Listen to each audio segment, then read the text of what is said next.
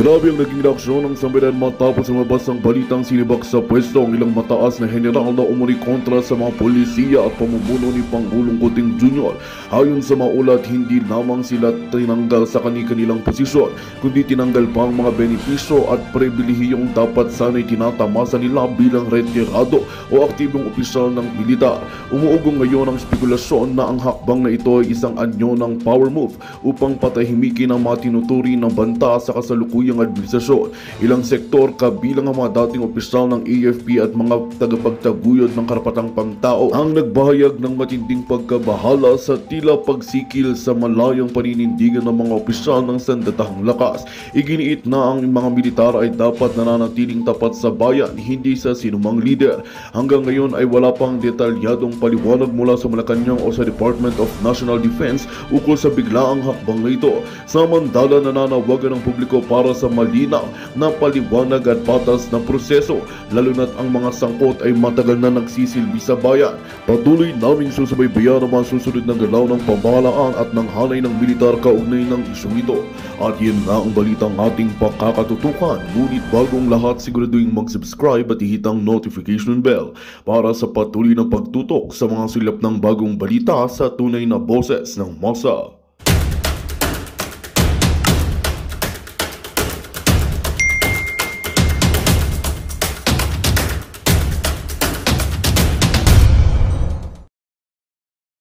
Air Force, pinatay.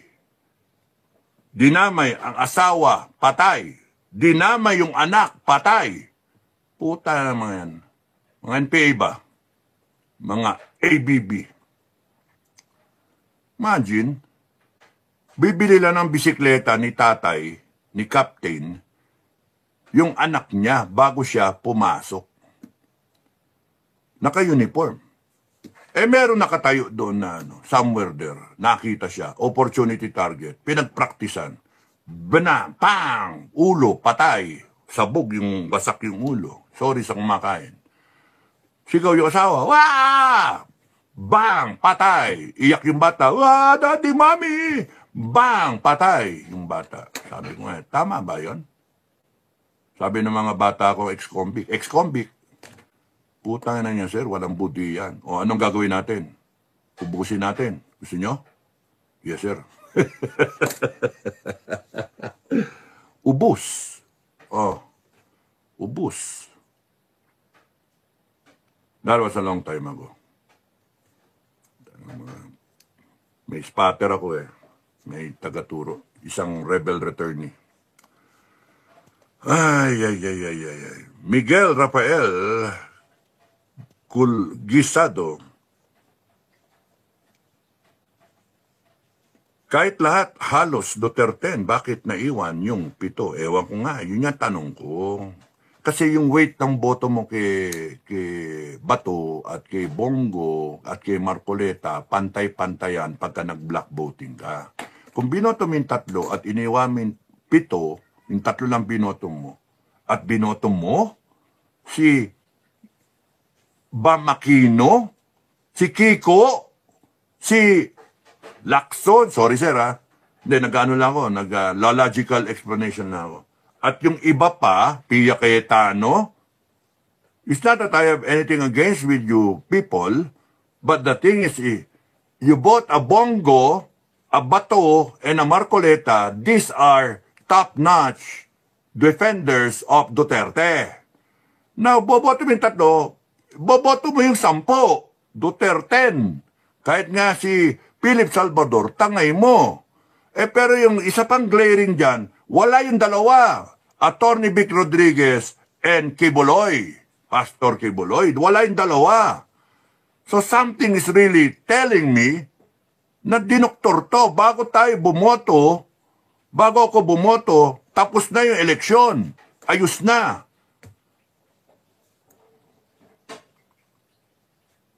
732. 732. 3 lang ang palulusutin dyan. Para hindi kayo magreklamo, number 1 and number 3. Sumingit yung number 2.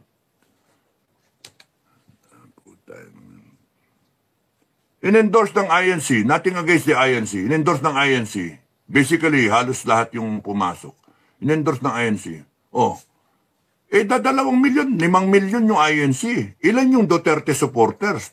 32 million. Yung bumoto kay Inday, hanggang ngayon, nandiyan pa sila.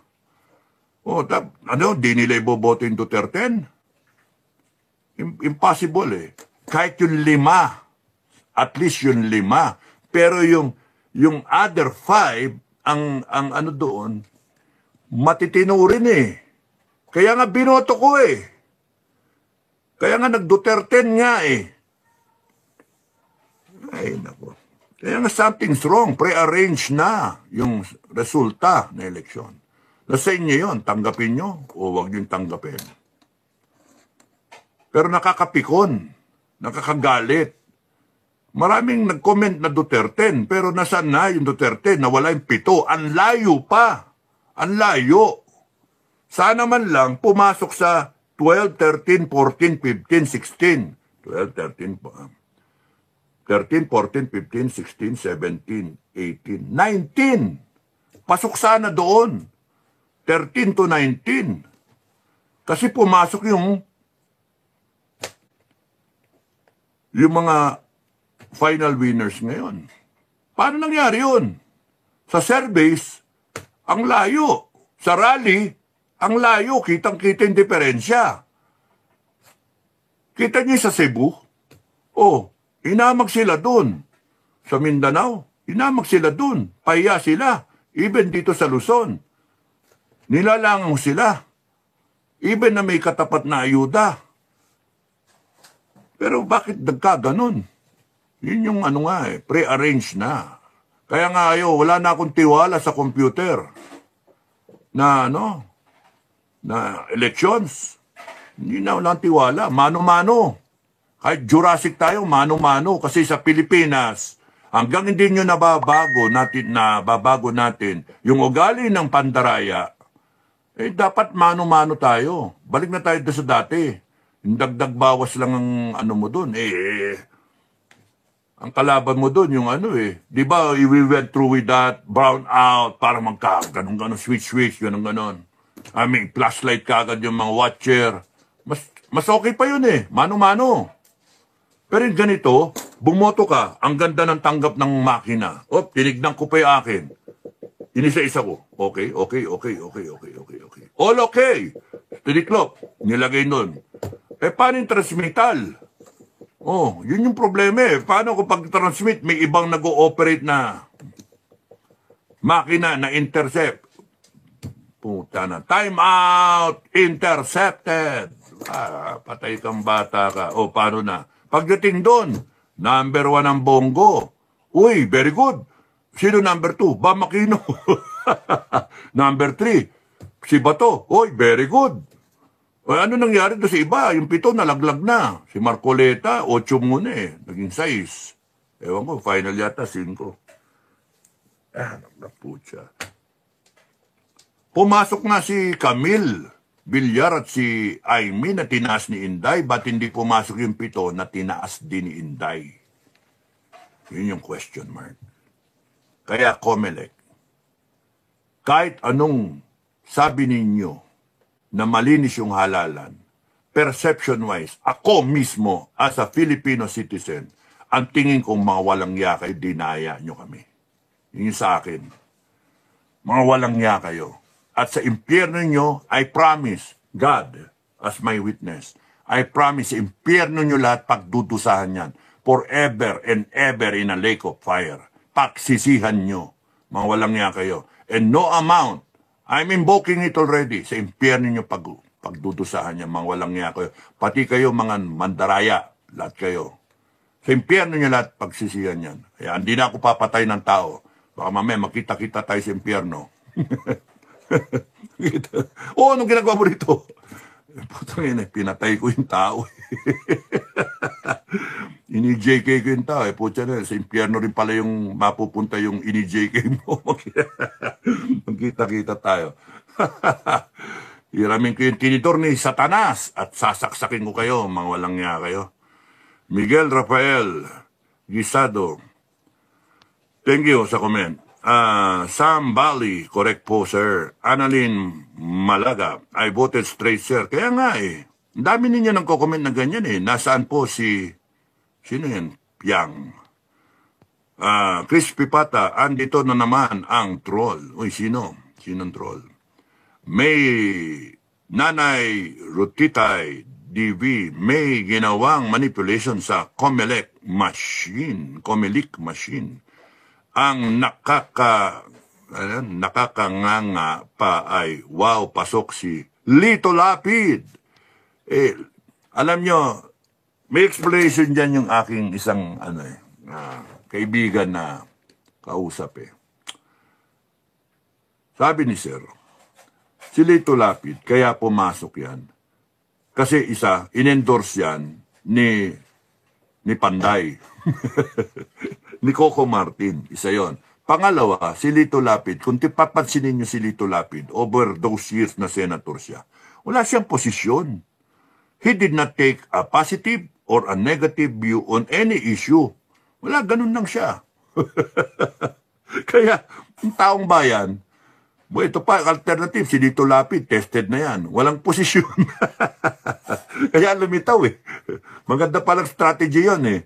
Wala ka posisyon on any hot issue, wala lang. Tahimik ka lang.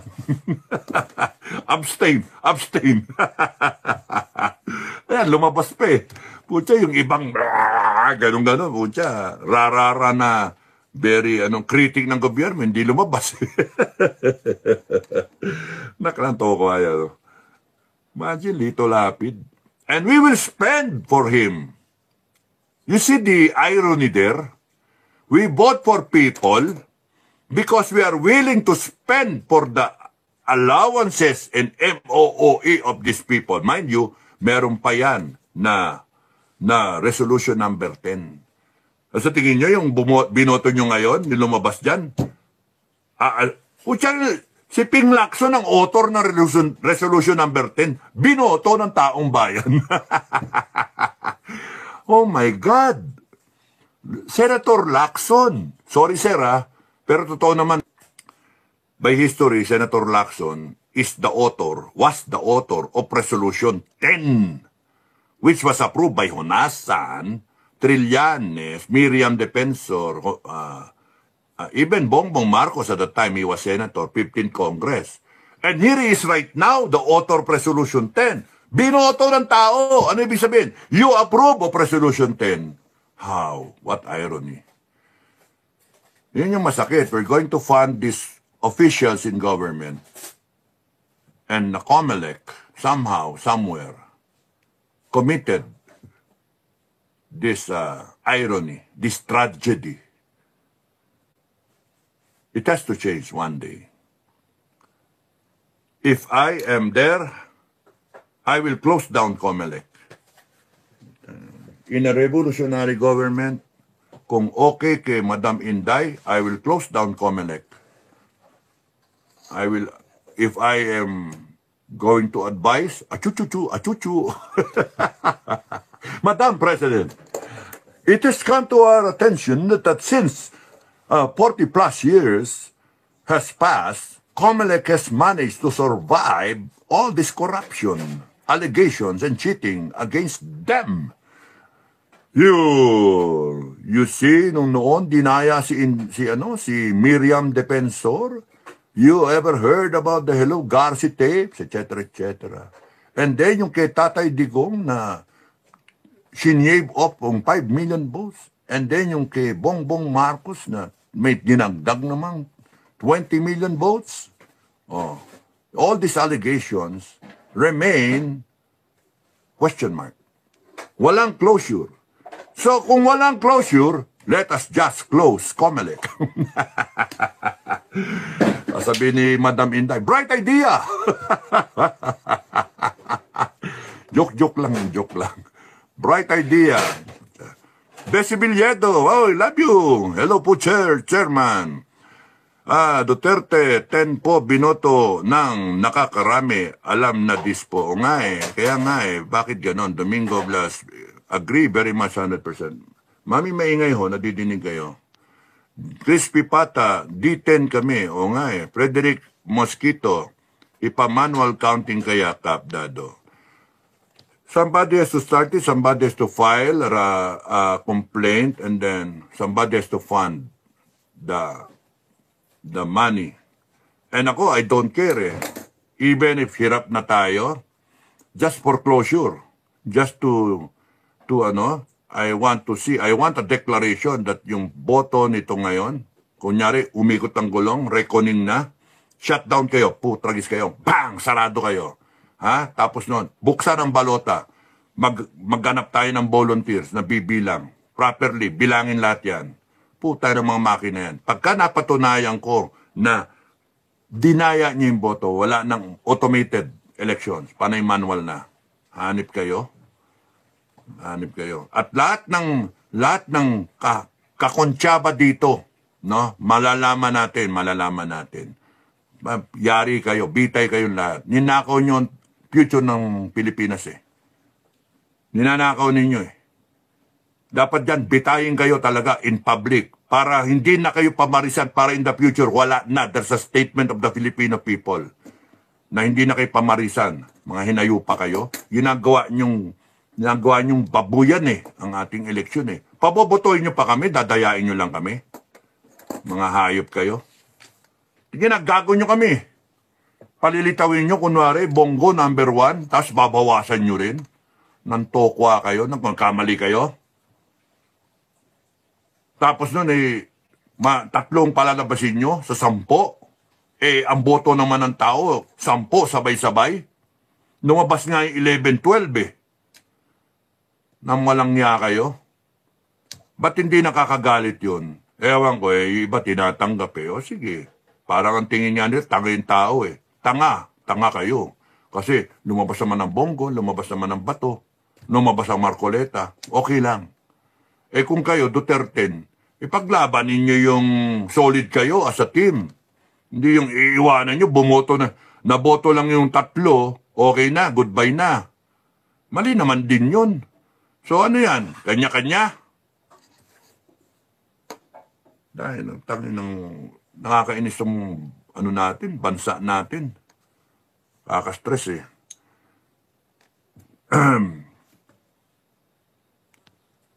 Ganun lang, pag kami manual counting yan, somebody has to file a complaint and then it has to be approved by COMELEC. Right now, it won't matter, If we have a revolutionary government, it will matter. I will have it counted manually. I will have it counted. Even it will take 1 year, I will have it counted so that we can declare a closure. 2025 election was cheated. The people were cheated and this is the actual results. So that makikita ko sino talaga ang totoong karapat-dapat nanalo hanggang sa party list. Puta na, gulat ako. Talo ba'y Epanaw? BG? Paano nangyari yun? Ha? Paano nangyari yun? Milyon-milyon yung FGF eh. Paano nangyari yun? Oh. Ako, inaasahan ko nga, panalo yung mista ko eh. Nasaan ko nga na si Bukay uupo eh. Dahil ano yan? Inaasahan ko, panalo si Doc Lorraine eh. Love you. Nasaan ko, pati si Eric Celis eh, upo eh. Ano nangyari? Puta pa left leaning. Ano nangyari? Kaya nga ito I want it counted. Manual, lahat. All 68 million. I want it counted. Yung sa akin.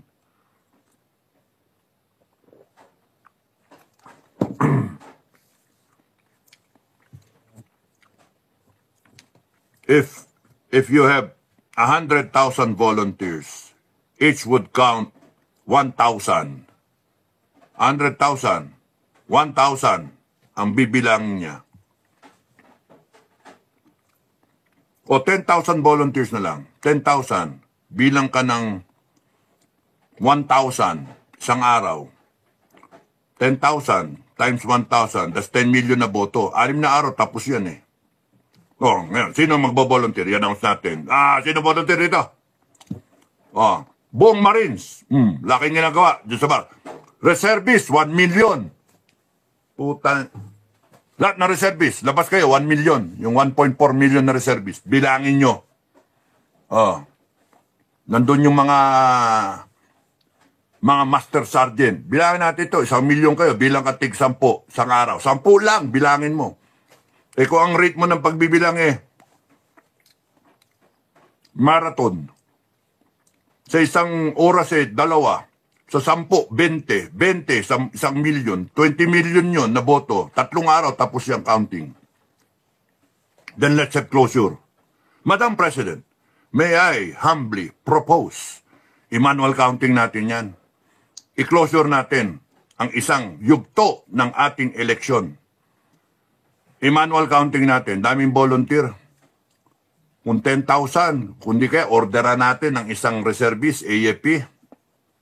Walang kayo ginagawa, ba naghintay kayo ng gera? Sige, bilangin nyo nga ito lahat. I-deputize natin. Sarado naman yung COMELEC sara natin. Pero putang nanginginig niya sa selda. No, naka-house arrest, nanginginig niya. Naku, lilitaw na. Salita na ako, whistleblower. Bibitayin mo kayo. Araw-araw, torturing ko kayo na, hindi naman torture, psychological torture. Yung hinahasa yung palakol na pampuputol sa ulo niyo, mga hayop kayo. Hasain yung kutsilyo, nahihiwa-hiwain kayo, gigilit-gilitin, hiwain yung tenga nyo. Mga hinayupa kayo. You were all paid to commit this cheating ek-ek na to. I want it counted. Nung ngayon, gumastos tayo ng ilang milyon.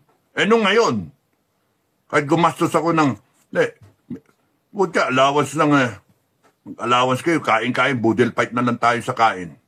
I want it done na closure. It can be done. Anak ng toko 10,000 people counting so many ballots a day.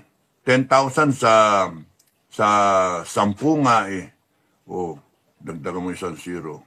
10,000 sa 100. Imagine, ilang araw kahit 1 buwan lang, tapos na yan. Kung 100,000 na volunteers, kunyari, isang buong Marines, no? O buong SOCOM, yung mga maasahan ko na unit, no? Kung isang division, o isang area command ng AFP, bilangin natin to mano-mano, mga kabagang, no? Bilangin natin to. Gusto ko lang ng closure. And I want all decisions coming out of this as a result of what we find out.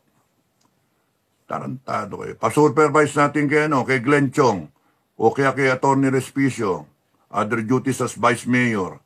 Supervise sa inyong mga election watcher. Ayusin natin to. I want it declared. Yung closure ba? Kung ano pa yung pwede nga bulin to, sariwa pa to 2025 na elections. Manual counting, tignan natin. Bikot ang gulong kunwari, buksan lahat yan, dinti kayo. Gusto kong makita kung dinaya nyo kami o hindi. Puntang ina. And then I will declare na wala ng automation. Wala, dinadaya natin sarili natin Ginagago nyo Pilipino boboto kami dadayain nyo. Meron na kayong pre-arrange na resulta ng mga inan nyo. Inan nyo talaga. Ginago nyo kami. Yung mga nasa abroad mag-online voting. Iba yung resulta. Yung mga actual na may pinapasok paglabas iba na yung resulta. Yung mga report niyan, dayaan. Anong gago kayong meron na kapwa Pilipino yung gagaguhin ninyo? It has to stop. Manual counting is a good idea. Subukan nyo, kunyari, revolutionary government. Sinong abla? Sinong abla? Kasama kayo sa dayaan? Abla kayo? Yung nag-proclaim kayo, ayaw nyo pumayag? Ay, putya, under house arrest kayong lahat. Sige, gusto nyo ganon? Ilalagay na nga natin sa tama. Kung gusto nyo tumama tayo, kung gusto nyo maayos natin ng Pilipinas, you all cooperate. Hindi pwede yung maangas kayo kasi may posisyon na kayo. Nung kumpanya, ang babait ninyo. Ibatin nyo ako. Iboto niyo ako, mga Pilipino. Ipaglalaban ko kayo. Tatanggalin natin ang korupsyon. Patatanggal ko ang Resolution 10. Binoto nyo nga yung naboto nga yung author ng Resolution 10. Oh my God. Ay my God, Pilipinas talaga. Senator na ngayon yung author ng Resolution 10. Ay, Linda M., baka sa INC hindi sila straight, ipinasok ang iba. Yes, pero ilan ba INC? 4 million, 5 million. Oh, nasusunod ba lahat yung black voting na INC? Oh, sige, granting. So ano nangyari doon sa iba na 32 million Inday? Granting na 32 million Inday, meron doon minus mo 10 million. Ano nangyari doon sa 5 million? 32 minus 5, 27 million pa. Kunyari, doon sa Duterte, doon sa DDS, 32 million, minus mo yung iglesia doon, na botante, kung 5 million, 27 million pa. Nag-block voting yung 27M.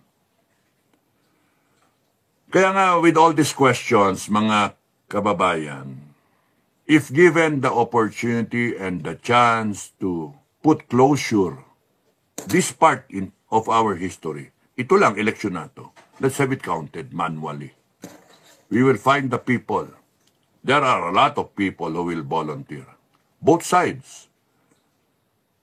One checking out the other. One, isang boto dito, isang tao dito, isa dito, dalawa kayo, magbilang kayo. Oh, ganon. Merong tagalista. Diba? All working as a team.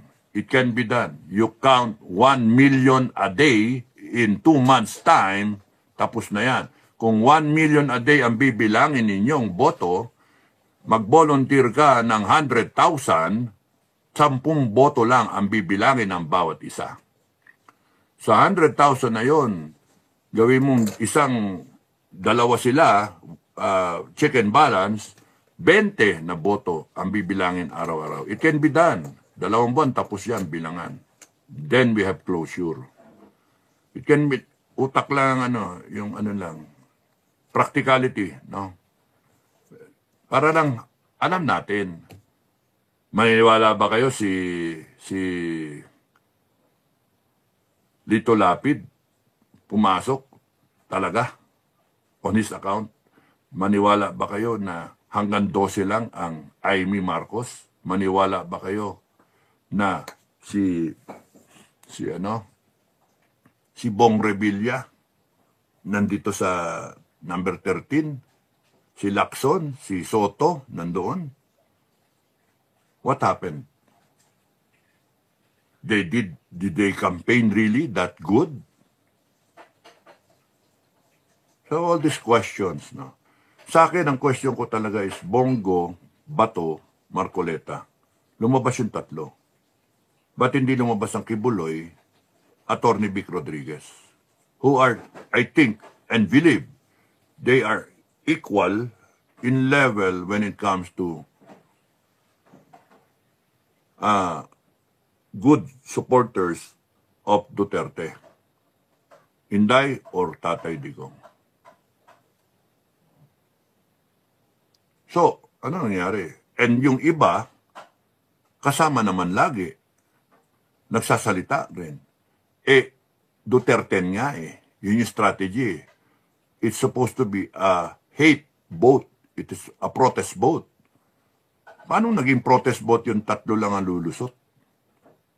Kung ang boto straight, nalaglag yung 7. Di ba mas lumalabas na pre-arrange na yung resulta? 7-3-2. Yun yung question mark. Para mawala yung mga question na yan, para in fairness to COMELEC, somebody should get the ball rolling. Mga attorney kayo, mga magagaling dyan. File kayo na it has to be counted manually. Tingnan natin. Pag sinabi ng COMELEC ganito yung gasto, sabihin nyo. At kami mag-chip in. Mag-piso-piso kami. 10 piso sa 1 milyon, 10 milyon. 100 piso sa 10 milyon, 100 million. Sa Sige, we put up the fund. Let's have it counted. Yun yung lakas ng taong bayan. Is a waste of money? No. It is our future. Yun yung sa akin. Nobody should get away with cheating the Filipino people. Cheating the election results. Nobody should get away with it. Not now, not ever in our future. Natatawa-tawanan lang tayo ng mga mandaraya, mga gagong yan eh. Peng Yu, SGF International, ang galing ng Smart Magic Sir, pababa ang bilang ng boto ng mga PDP senators. Nanay Lutitay, DV, we demand manual counting. Dapat nga, yun na sabihin nyo, kulitin nyo si Glenn Chong, sila Attorney Respicio, at yung ibang natalo na attorney, and then let's see where it will, and then i-cost, and then let's all chip in, di ba? So, FW Duterte 10 karamihan. Kaya nga, Alma Barcebal. Old Arebib. Good PM, Cap General Supremo. Thank you. Crispy Pata. Peng Yo, may troll dito na nag-hide sa mga messages. Sam Bali. Si Garcia dapat singilin sa dayaan na yan. Ba't ang taas ng nagpwesto ni Bam, Kiko at Lapid nakalusot pa? Peng Yo, SFGF International. PI ka Garcia kung nabibigyan ako ng pagkakataon ako mismo magtatanggal ng kuko niya. Frederick Mosquito, Rodriguez, Lambino, Kibuloy, Bondok, antibay niya nasaan ang boto nila. Ginawa na dati yan kay Glenn Chong. Hay, Lambino, magaling si Lambino, binoto ko siya. 10 nga eh. Kibuloy, Bondok. Peng Yu, SGF International, Copy, Crispy Pata, Miguel Rafael Gisadio, hindi na nakakatuwa. Correct. Emma Melendres, good evening, Chairman, watching from South Cotabato, Mindanao. Kamusta kayo sa taga South Cotabato? Pinas kong mahal, sir, nakaprogram daw sa makina yung pinili ni Lisa na gusto niya ilalabas at manalo yan. Ang usapan nila ay kay Garcia. Ito ngayon ang problema. Why do they get away with it? Why will they get away with it? Tangin ng mga yan. Putak ng mga yan. Kasi yung PNP at AFP, you will stand by it. Protect the people, di ba? Protect the Filipino people. Are you protecting na yung boto ng taong bayan dinadaya? You are instruments of this conspiracy. That's why nakakagalit. Kaya dapat taong bayan, pag-isipan nyo, tatanggapin nyo ba o hindi nyo tatanggapin yung pambababoy na ginagawa. Yun lang ang tanong ko sa inyo. Bago kayo matulog, pag-isipan nyo. Ilang araw, lilitaw naman yan, and then from there, you decide if you will become a leader, you stand up for your families. If not, then the Magandang balita ang hatid namin sa inyo ngayong araw. Sa pagtatapos ng aming balitaan, nagbigay kami ng mga mahalagang impormasyon. Maraming salamat sa pagtutok at pagsuporta sa aming programa. Huwag kalimutang manatili sa mga susunod na araw para sa mga bagong balita at mga kwento na dapat nating abangan.